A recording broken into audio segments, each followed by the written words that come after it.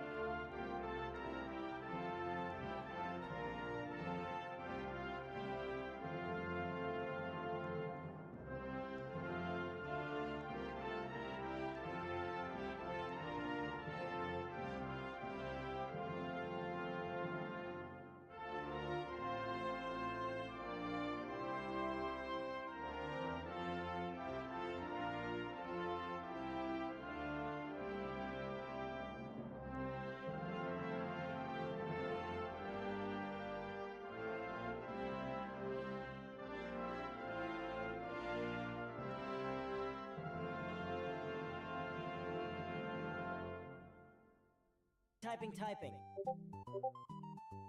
Hello, Frank. Click on this link for free Robux. Free Robux! Let's go! Hey, yo. You win it. Dude, what the heck? I can explain.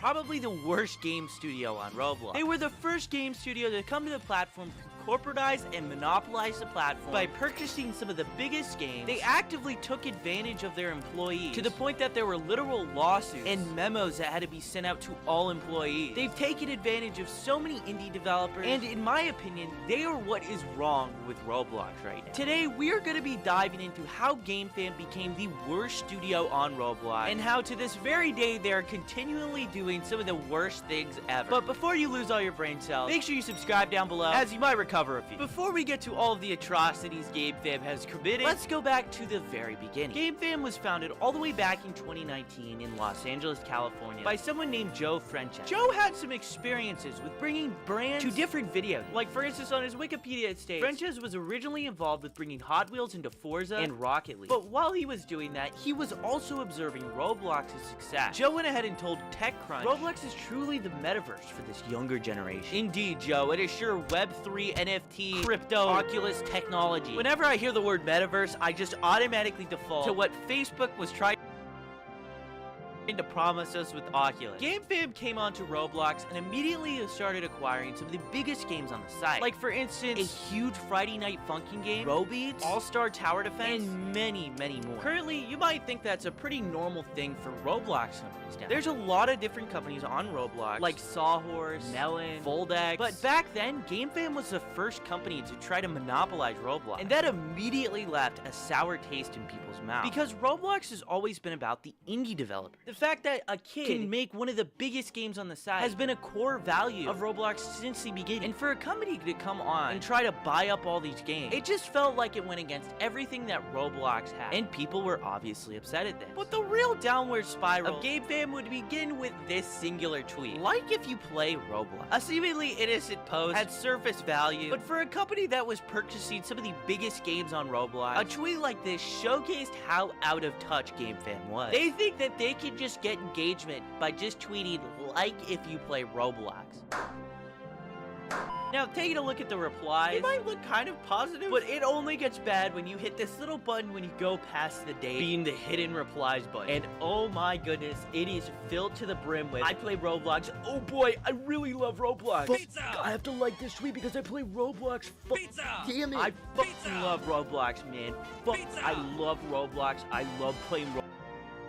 Immerse yourself in the chaos of realistic combat with cutting-edge graphics and advanced physics. Roblox. Fuck. Pizza! I, period, fucking Pizza! period, love, period, Roblox. I love spending hundreds of dollars on games that were meant for 3-year-olds. Pizza! I have to like this tweet because I play Roblox. Fuck, Pizza! damn it. And for a whole few days, everyone in the Roblox community was absolutely memeing this company to death. When only a few days later, they would proceed to post probably the funniest one yet. Roblox be like? Sending RDC invites, releasing new limited. What the fuck Pizza! does this mean? Albert wrote, like this if you play Roblox, XD. Fuck. Pizza! I have to like this tweet because I play Roblox. Fuck, Pizza! damn it. You're gonna have to do a lot of pieces. I'm sorry, Cozy. I wish I could say that was the end of GameFam's horrible tweets, but they are really only the beginning. We'll get to them later. The next controversy that GameFam was involved with came from a game that they bought called Friday Night Funkin'. Now, GameFam made this game called Sonic Speed Simulator. It was actually pretty well perceived within the Roblox community. It was a ground-up integration with Sonic. There were microtransactions, and it was very pay-to-win. Well, I mean, the gameplay was kind of fun. The issue came, though, when GameFam tried to partner these two games together. GameFam tweeted, Sonic Prime integration. In addition to hashtag Sonic Prime airing in Sonic Tomorrow, there will also be limited-time integrations in the following games: Weapon Fighting Simulator, Funky Friday, and Starving Artist. Complete challenges to earn free UGC items. Now, the official developers for Friday Night Funkin' actually replied to this. They said, LOL? You're right, Dave. Let's consult our lawyers about our options. The developers of Friday Night Funkin' actually allow you to make fan games of Friday Night Funkin'. The issue comes, though, with the monetization of it. They don't allow you to monetize your game and have, like, microtransactions and make it pay to win. Now, from my knowledge, when GameFam bought this game, they changed the monetization structure, and that just went against what they believed in. They were obviously upset. See, they don't even have to allow fan games. I mean, look at Nintendo with Pokemon. They took down a game that had taken 10 years to make and had no monetization in it at all. So this is a pretty clear cut and dry case of GameFam taking advantage of indie developers. It's not like Friday Night Funkin' is developed by a AAA studio, or like a company with 210 employees. John Roblox replied to the tweet. It said, "Are you aware that this popular one, Funky Friday, has made at least over 1 million USD?" And he shows a website that actually estimates how much money these Roblox games make, and it showed almost $5 million. I think the most interesting tweet out of all of this, though, was what one of the developers said here. It takes a long time and a lot of damn effort to fight back against this stuff. It's basically a cat and mouse game that you can only play for so long if you want to actually be productive making a game. So for a long time, we've held off on saying anything. This really highlights how they took advantage of these developers' intellectual property, profited off of it, collaborated with stuff like Sonic, while they pretty much made nothing off of the game. The whole Roblox community at this point was totally enraged at GameFam. It got so crazy that developers made extensions that you could download that would warn you if a game was made by GameFam. And at this point, everyone saw GameFam for what it was. It was a game studio taking advantage of developers on Roblox. Developers were speaking that they wish they didn't sign contracts with GameFam and that they felt taken advantage of. And this all resulted in a combination of probably the worst apology I've ever seen. GameFam wrote a tweet saying a statement about recent events surrounding GameFam. Now, if you had to bet what this is about, you think this would be about all of just the hate that has been building up in the Roblox community at this point for GameFam, and maybe they would address some of the things that they've been involved in. Well, let's just read their quote-unquote apology. "We live and love our teammates and our community, and we're committed to creating an environment where everyone can thrive, and we're doing it. Thank you for being our friends, players, and most importantly, teammates in excellence." They addressed absolutely nothing. They apologized for absolutely nothing. They didn't apologize to the Friday Night Funkin' devs. They didn't apologize for being out of touch. They didn't apologize for monopolizing Roblox. Absolutely nothing happened. They addressed absolutely nothing. The whole message is a giant nothing burger. Former employees and current employees of GameFam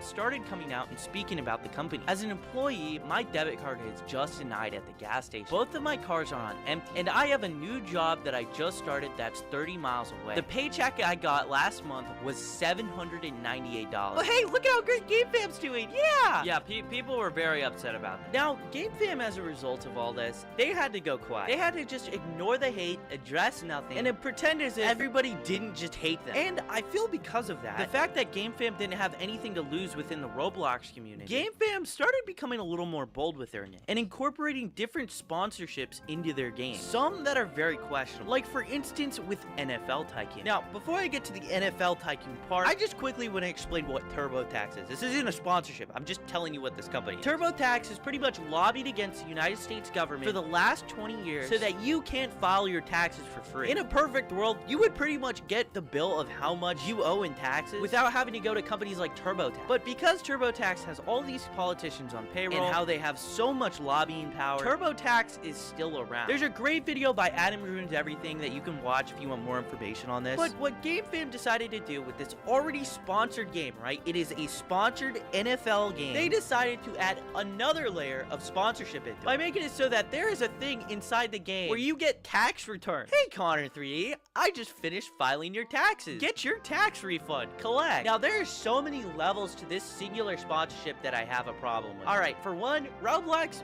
half of the players are just straight up under the age of 13. What 13-year-old is filing their taxes? I literally look at that as like straight up brainwash. You love TurboTax, 9-year-old NFL Tycoon player, collect your tax refund. Like, you know what I mean? That's just weird. But this is only one of very many different ads that they decided to integrate into different Roblox games. GameFam continued working with tons of different brands and incorporating them into games that they bought. Like, for instance, Starving Artists, and many, many more. Now, the next controversy GameFam would be involved with is way more deeper than just sponsorship. It actually teeters on the line of it even being legal or not. And GameFam actually paid the price for this one. Roblox game development studio GameFam under fire for mistreating and underpaying former employees. Roblox development studio GameFam is being accused by a former employee for poor working conditions and discussing wages with colleagues. When Josh DeBoer realized he was doing the work above his own position He started asking around, what were other workers at GameFam experiencing? DeBoer realized other workers were also being unpaid. People were definitely being paid unfairly in comparison to me by a noticeable amount. DeBoer ended up taking this issue to the National Labor Board. There, DeBoer alleged that GameFam retaliated against him for discussing pay with his coworker. GameFam settled with DeBoer, agreeing to pay him the $5,000 in unpaid bonuses. DeBoer was then suspended for a week after talking to GameFam CEO about his salary/rank in the company and how he was being underpaid for the work he was doing, in his opinion. So what Josh goes ahead and alleges actually happened was he asked the CEO of GameFam to be paid more. This is protected.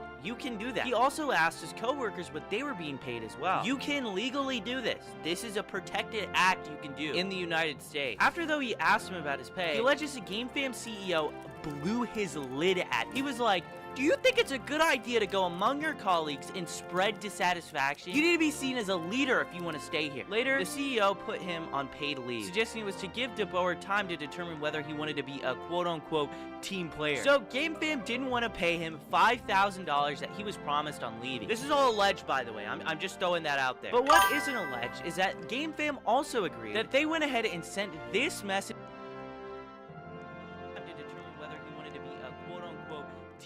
So GameFam didn't want to pay him $5,000 that he was promised on leaving. This is all alleged, by the way. I'm just throwing that out there. But what isn't alleged is that GameFam also agreed that they went ahead and sent this message.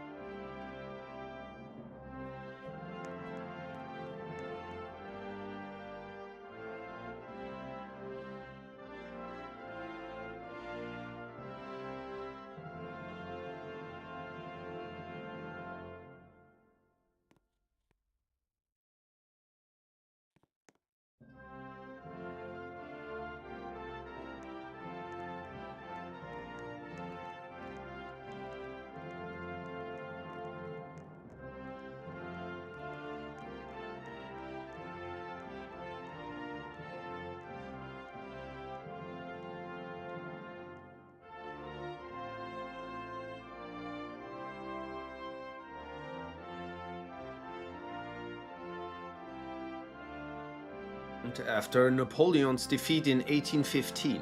Its roots trace back to the Congress of Vienna, where European powers met to restore stability after 23 years of revolutionary and Napoleonic wars. Key figures included Tsar Alexander I of Russia, Emperor Francis II of Austria, King Frederick Wilhelm III of Prussia, and Austria's Foreign Minister Clemens von Metternich, who used the alliance to strengthen conservative monarchies. The alliance's main goal was to suppress liberal and revolutionary movements and maintain the traditional order in Europe. It remained influential until the Crimean War. After Germany's unification in 1871, Bismarck revived it as the League of the Three Emperors, but it collapsed in the 1880s due to the Austro-Russian tensions over the Ottoman Empire's decline. The Triple Alliance was a defensive pact between Germany, Austria-Hungary, and Italy, formed in 1882 and renewed until it expired in 1915 during World War I. Germany and Austria-Hungary had already been allies since 1879.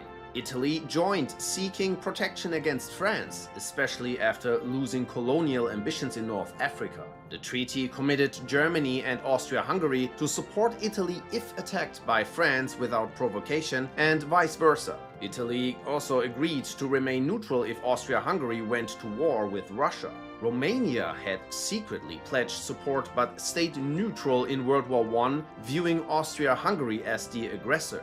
When Austria-Hungary declared war on Serbia in 1914, after the assassination of its heir, Italy also declared neutrality for the same reason.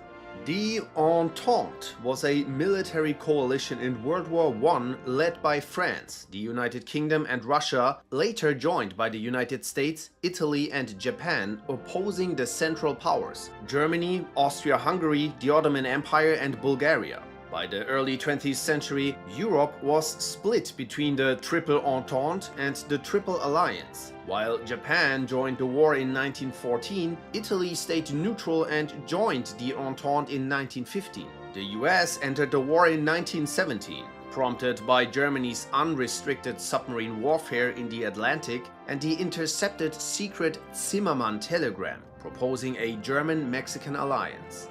The Central Powers, or the Quadruple Alliance, included Germany, Austria-Hungary, the Ottoman Empire and Bulgaria. The alliance began with Germany and Austria-Hungary in 1879. The Ottoman Empire joined through a formal alliance with Germany in 1914 and launched a naval attack on Russia. Bulgaria joined through a defensive treaty with the Ottomans and had claims on the region of Vardar, Macedonia, then held by Serbia. They declared war on Serbia in 1915. The Central Powers fought against the Entente in World War I and were defeated. The alliance collapsed in 1918 after the war ended. The Commonwealth of Nations is an association of 56 independent and sovereign countries, mostly former British Empire territories. It began with the 1926 Balfour Declaration, during the Imperial Conference, where Britain and its dominions agreed to be equal members rather than subjects of British rule. India's move to become a republic in 1949 led to a shift in the rules, allowing republics to remain members if they accepted the British crown as a symbolic link.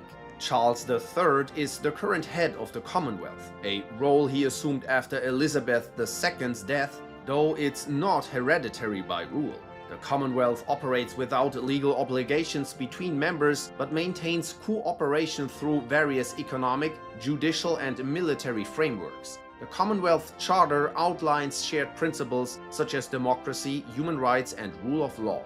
Today's video is sponsored by Private Internet Access, the best VPN for digital privacy. I've been using private internet access for years now, because frankly, I got tired of being tracked. I remember traveling once and trying to watch a show I'd been binging, Better Call Saul, only to get hit with the dreaded "not available in your region" message. With PIA, I switched my location to the UK, refreshed Netflix and boom, problem solved. Think of a VPN like a privacy cloak for your internet. Without one, your activity is visible to your internet provider, network admins and even sensors. With PIA, your IP is hidden, your connection encrypted, nobody sees what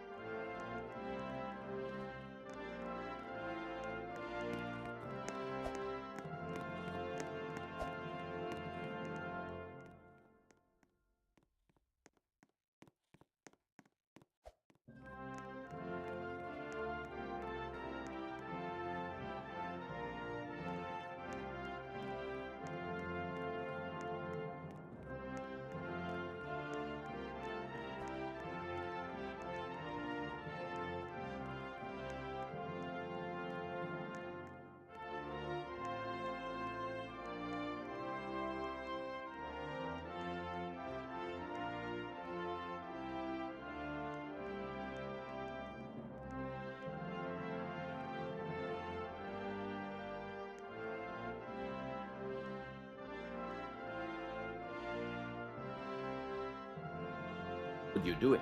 Private internet access has over 30 million downloads and a strict no logs policy proven in court. You can stream global content, torrent safely, and access blocked websites by switching to any of their servers in 91 countries, even all 50 US states. It works on every platform, Windows, Mac, iOS, you name it, and one account covers unlimited devices. And right now, you can get it for just $2 a month. Just click the link in the description. That's 83% off plus 4 extra months for free. Try it now with a 30-day money-back guarantee. Ready to unlock Roblox digital gift cards? Hey, so it's like going on 6 a.m. where I live, and I haven't slept at all. I'm very tired, but what not a better time to get every mutation on the Candy Blossom. You guys asked for this one. This is the most requested seed to mutate next, so we're going with the Candy Blossom. And don't worry, a lot of you said Sunflower, and I'll get to that soon, okay? Also, before we get into this, I just wanted to give a shout out to my friend Binks. She's actually going to be starting to make Grow Garden content, so if you want to see some more cool videos, go check her channel out. But we're going to go ahead and get this Candy Blossom to get this into this. I just wanted to give a shout out to my friend Binks. She's actually going to be starting to make Grow Garden content, so if you want to see some more cool videos, go check her channel out. But we're going to go ahead and get this Candy Blossom to grow. But first off, you know what? I've been noticing that every time I'm in this plot or this plot, those event mutations hardly hit, and it seems like they always target the middle plots or the very far end plots. So my first goal getting started is to actually get some alt accounts in here, so they spawn in these two plots, and then I can take this nice little plot over here. All right, Grow Garden is loading. Let's see if this actually works. All right, perfect. We're in one of the middle lots now, so this should help us with some mutations. There's my main account garden, by the way. I have that big cactus that's an obstacle course. All right, so step 1 is complete. Now step 2 is we're going to get all of our mooncats prepared yet again to get a big Candy Blossom seed. So I'm going to go ahead and spawn in all of the mooncats that we have in my inventory. I think that's all 8 of them. And let's go ahead and plant our Candy Blossom down. I think I'm going to go ahead and do it maybe over here, like right in the middle towards the entrance a little bit, so the events can hopefully hit it. I'm trying to get this thing in range of everything that's about to attack it. All right, and then we will go ahead and put a master sprinkler down. We will do our godly sprinkler, advanced sprinkler, and our basic sprinkler. Then we're just gonna go ahead and watering can this guy. All right, perfect. We are set up, and all the mooncats are already sleeping. You know, actually, yeah, before we put this over here, I'm going to move it. I know I just put all my sprinklers down, but I think over here will be better so the mooncats can reach it, so we can get our initial fruits to grow big. And then once we actually have all that done, then we'll move it to the entrance. I also think, just to help this time around, I'm going to give myself some more range of what I can use in my garden. I'm going to expand it on both sides. In that way, if the events happen and they're like a little bit close over here, I can again move my Candy Blossom over. There we go. That'll expand it just a little bit. I don't think we need this one, even though it takes 24 hours to buy this one.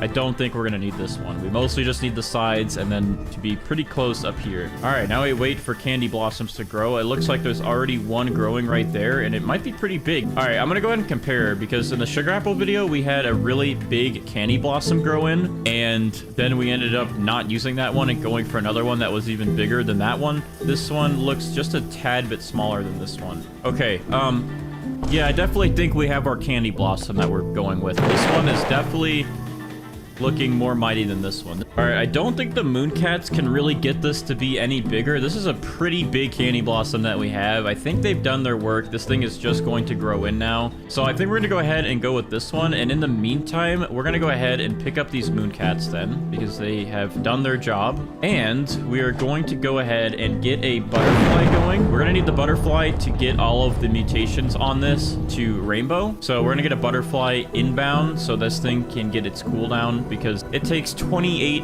plus minutes for the butterfly to cool down. All right, but to get those mutations, this thing looks pollinated already, unless it's gold, but I'm gonna go ahead and, just in case, I will spray some pollinated mutation on it. Okay, yeah, it is already pollinated, so we're good there.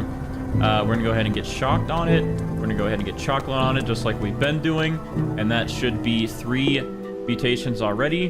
And then we're gonna go ahead and get the honey sprinkler on it, and that should be 4 mutations. And then to get that 5th one, so we can convert them all over to rainbow, I'm going to summon the polar bear army like I've been doing, because this is an easy way to get chilled pretty quick. Yeah, okay, this one is ready now. Pollinated, shocked, chocolate, chilled, and honey glazed. So this one already has the 5 mutations we need for the butterfly to do its work. But I guess since we got everything else done that we need to for now, and we have a pretty big candy blossom that we're going to take, I'm gonna go ahead and move this back over here, because we're gonna get this thing ready for events. And you know what? I'm gonna actually try and make this stick out of my garden as much as it can. So maybe what we'll do is we will go in the corner right here. Is that gonna stick out? I think it's just gonna make it. Let's see how far I can go. Like right there.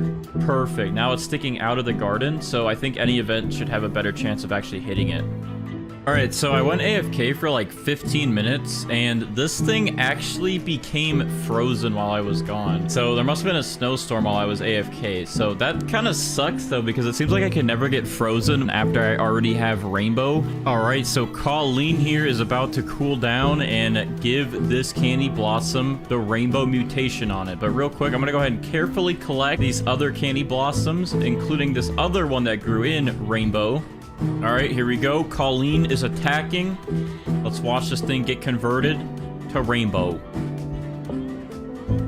All right, boom. Butterfly transform candy blossom into a rainbow candy blossom. Look at this thing. It looks great. Oh, also while I'm here, I want to say, because a lot of people are like, Bandage, you didn't actually get the gold mutation on your plant? Well, actually, if you didn't know, you can only get rainbow or gold. And I'm choosing rainbow because it gives you more value than gold. I think gold is like 20 times value and rainbow's 50 times. Okay, yeah, I guess technically this one is going to be bigger because you can see the little stem on it is a lot bigger than this little one. Let's do the stud check. We got 2, 4, 6, 8 studs going across.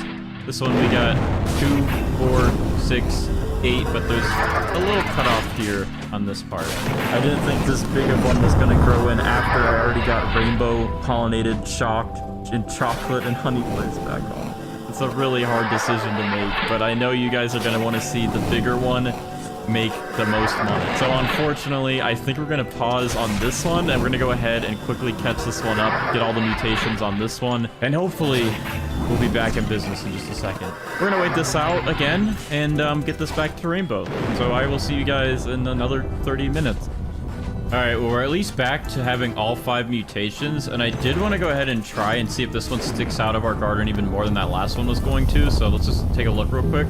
Yeah, this one definitely pokes out into the middle of the map a little better, so I think this will actually be good in the long run to get these event mutations to hit. Okay, well, I just reset my butterfly's cooldowns again, it looks like. So that just added another couple minutes back onto this. However, we do have some queen bees here. The queen bee has a slightly less cooldown than the butterflies by a couple of minutes, and that will actually recharge one of the butterflies. So it looks like this one, 21 minutes. This will actually save us 6 minutes to get this butterfly to charge back up. And this is something we're going to use in the future as well. We're just going to use a queen bee to charge up our butterflies, so we save a few minutes in the long haul. All right, so we're about to witness a chain reaction. Our queen bee here is about to cool down one of our butterflies, who will then take all of our mutations and convert this new candy blossom into rainbow, and then we'll be caught back up to where we were. All right, and also just to make sure that this all goes well, we're going to trowel this back over here for all of our pets to easily reach. Okay, it looks like the bee just cooled down a butterfly, and now the butterfly is doing its thing, and boom, candy blossom is back to rainbow, as you can see. So we're caught back up with that. Now we just got to use our mutation sprays, of course. So the chocolate back on it, put pollinated back on it, shocked back on it, and then use a honey sprinkler here. And just like that, we are back to having 5 mutations. And now we're going to go ahead and pick up our butterflies here. And we're going to go ahead and use the polar bears again to get this thing chilled. And then we're going to get ready for the event spam from Brighter. Oh, was that the one we needed? It said one of them applied, but it might have been that one. Hold on. Let me see. Let me see. Oh, perfect. They did good. We got chilled. All right, that is all we needed, and now we can get Brighter in here to start the event spam to get the other mutation. All right, there we go. These are our 2 biggest queen bees, and that will help with cooling down some of the pets we're going to use, which are the chicken zombies we're going to spawn in, and then we're going to spawn in 3 disco bees, and hopefully we'll get a mutation from these guys, one of these guys at least. All right, Brighter is here, so we're about to get ready for the event spam, and as he gets stuff queued up for us to start spawning in all these events, I'm gonna go ahead and get these star crawlers ready. These little candy blossoms keep growing in, and I don't like that because they're just gonna yoink all of my mutations. So far, we did just get bloodlet, which is good. That's a good sign because the other days, our RNG has been absolutely horrendous. Oh, hello, Mr. Jandel. Here comes the lasers. I'm gonna see if this sticking out far enough will actually get plasma faster. Yeah, so look at that. This is much better being in the middle because this laser is nearly touching this now. I was always over there. Okay, of course, when I'm not over there now, the laser gets really close. This is still a way better guarantee to get plasma. I believe. I have hope. I mean, look at this. He's literally lasering that thing head on. I have hope that it's gonna get plasma. Oh, we just got one. That's a good sign. That's a good sign. One of them is plasma now. Come on, Jando. Come on, you can hit it. You can do this. I believe in you. Look, your aim has definitely increased, and it's only because I went from that corner to the middle of the map. Wait, hold on. Oh, are you kidding? This one's plasma, and this one's plasma, but not this one. There's the heavenly event. Can we at least get heavenly on this big guy? I mean, all these other ones are getting the good stuff. Can this big one have some fun, please? Oh, another one, and boop. He's gone. I believe Brighter queued up like 5 of each event, so we have quite a few chances to get things, but it seems like it's actually really hard to get some of the event mutations to hit your plants. Oh, okay. Heavenly is done. Now it's time for the volcano. This one I usually seem to get. I always seem to get Molten. Our Jandel event luck is never there. We didn't get plasma on this big one. We did get on the other ones, and we did get a zombified. We did not get any heavenly on any of them. Oh, get some big... Okay, that's like right here. That's gotta affect. This hitbox goes like all the way over here. I feel like magma landing anywhere in this radius should affect this to get Molten. Oh, whoa, I just saw something. Oh, yeah, it just went to Molten. Perfect, we got it. All right, well, since we got Molten, I'm gonna actually see if I can climb the volcano while we watch it. I wanna see what's inside of the volcano. We always just be watching it from afar. You got any snacks up here? What's in here? Oh, I've seen things I don't want to see. Oh, we got the admin meteors coming in. We're meteoric. Hopefully they hit. Let's get a nice direct hit over here, please. Oh, there we go. That's one to land right here. Oh, this got meteoric. Meteors, please land right here. Just right here, please. Just land right here. You did so good on that one, but I need you to land one, like, right here. Oh, okay, that one was, like, on top of this. And that one was on top of this. Oh, there we go. We got it. Meteoric. Okay, perfect. Oh, all right. We just transitioned from meteors to void touched. All right, I'm going to carefully collect.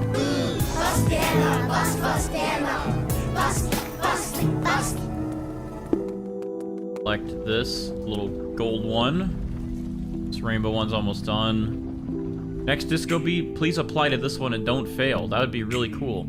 This one failed. Okay, well, no void touch affecting it, so I'm sad. But at least Celestial is pretty easy to get because we have these star crawlers here. And to even increase my chances, I'm gonna go ahead and put another one right here. I might be jinxing myself right now. I said it's pretty easy to get Celestial, and now none of these are hitting. None of my star crawlers have even used one of their ability points. I'm surprised none of these are hitting, but oh, I think that one just hit. That was like right here. Okay, that one just hit. That was literally just okay. Perfect. Oh, and it just hit again. Okay, now we're getting stuff. There we go. We just got Celestial. Perfect. Well, I guess moving it maybe helped. I don't know, but I'm gonna go ahead and face it into the middle of the map now because when the tornado comes around for Twisted, this guy's got to be sticking out a little bit because that tornado does not really like to go into people's plots. Oh, our first tornado just spawned in, and it actually is pretty close now that this thing is poking out into the middle of the map. Oh, he's moving. He's getting close over there. Hold on. Trowel. Move him. There you go. That's in radius. He's getting closer. Oh, he's gonna come into the plot, I think. Come for a visit. Oh, no, you're gonna go into heaven. Wait, this one got twisted here. So that definitely worked. That definitely was in range. These two are twisted. I just gotta get this thing twisted now. Oh, hold on. There we go. Right smack middle in the tornado. That's gotta do it. Okay, hold on. No. Come back. Come on. Stick with it. Stick with it, Tornado. Don't back down. I'm just gonna keep going for it. Come on, keep going. Keep going. I'm gonna just keep predicting your pattern. I'm gonna make sure you just twist up this tree as much as you can. So hopefully when I undo this trowel, it says twisted on the big one. Twisted? Hello? Let's go! It worked! It actually worked. We got twisted on it. Twisted is a really annoying one to get. Alright. Let's see if these cooked owls get us cooked or burnt. They usually don't give us either. Oh, cooked owl applied burnt to candy blossom. But which one did it apply? Oh, it applied another burnt. Okay. Surprisingly enough, we actually got burnt these times. But it's on this one that's not grown in yet, and this one that's not grown in yet. My disco bee failed disco mutation again. And it actually aimed at the correct one. All right, we've pretty much gotten everything that we possibly can at the moment. We got all the events to play through, and we have 11 mutations. We are missing at this one plasma, heavenly, frozen, which I guess we have chilled, but we got to convert that to frozen, zombified, void touch, moonlit, but we do have bloodlit, disco, and either cooked or burnt. We're gonna go ahead and have Brighter work his magic like usual, and he's going to add the rest of the mutations in the game onto this thing. So I know it looks like they're not all here yet, and most of them are, but not all of them. But Brighter, when he works his magic, they will all be there, I promise. He can also add Dawnbound onto this, which is a sunflower-only mutation. All right, Brighter is here. I'm gonna go ahead and pick up this big guy. Is it this one? Yes, this one has rainbow on it, so it's this one. So I'm gonna go ahead and make sure I favorite that. We're gonna gift it to Brighter, so he has one to work with. All right, he is adding the rest of the mutations onto the candy blossom now. Oh, there it is. The special fruit. Thank you, Brighter. All right, so here's the big guy. We have the maxed out candy blossom. Oh, wait, he forgot something? Dawnbound. Okay, he's gonna add it. Hold it out. Wait, what did he just do? Where did it go? Okay, hold on, a trash one. Okay, this one's trash. All right, there we go. So this thing is now looking pretty. So if I search up Dawnbound, you can see it actually has taken Dawnbound with every mutation added on here from Brighter. This thing should hopefully break some records on how much it is worth. So I'm gonna go ahead and talk to Steven to get the value of this, and this thing is worth a whopping 908 billion, almost 1 trillion. This thing did not break 1 trillion. I think a lot of people thought it would, but it is right there touching 1 trillion. It is worth 900 billion, which is very, very expensive and higher than any of the other fruits that we've done. Shout out to Brighter. Very nice dance moves on his part. And let me know if you guys thought this thing was going to break 1 trillion or if you thought it would be under 1 trillion. And also let me know what fruit you guys want to see me do next. If you guys enjoyed this video, drop a like, subscribe. I'll see you guys in the next one.